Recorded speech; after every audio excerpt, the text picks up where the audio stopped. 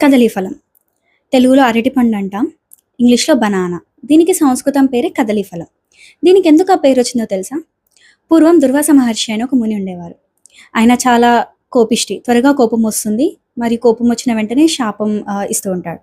So, ఆయనకి ఒకరోజు అతని భార్య, "స్వామి మిమ్మల్ని చూసి అందరూ భయపడతారే, మరి నేను ఇన్ని రోజులుగా మీతో ఇంత ప్రేమగా, సౌఖ్యంగా ఉంటున్నాను కదా! మరి నాకీ బహుమతి లేదా?" అని అడిగింది.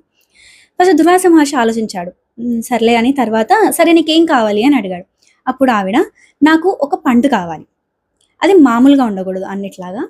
దేవలోకంలో పండకూడదు. భూమిపైనే ఉండాలి. ఆ చెట్టులోని ప్రతి ఒక్కటి వంటలోనూ దేనికొక దానికి ఉపయోగపడాలి.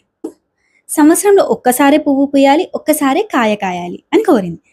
మరియు ఆ పండు గూడా తినడానికి శుభ్రంగా, చూడడానికి కూడా శుభ్రంగా అనిపించేలాగా ఉండాలి. అది లేకుండా ఏ పూజ కూడా పూర్తవ్వకూడదని కోరుకుంది. దుర్వాస ముని తన భార్య కోరుకున్నట్టుగానే పండు కాచే చెట్టుని సృష్టించాడు. సో, దానికి పేరు పెట్టాలి గదా! ఇప్పుడు. దుర్వాస ముని భార్య పేరు కదలి. అందుకే ఈ చెట్టుకి కదలి ఫలం అని పేరొచ్చింది. ఇప్పటికి గూడా మన దగ్గర అరటి పండు లేకుండా ఏ పూజ కంప్లీట్ అవ్వదు. 21 పండ్లున్నా, 11 పండ్లున్నా, ఎంతున్నా అందులో అరటిపండు ఉండాల్సిందే.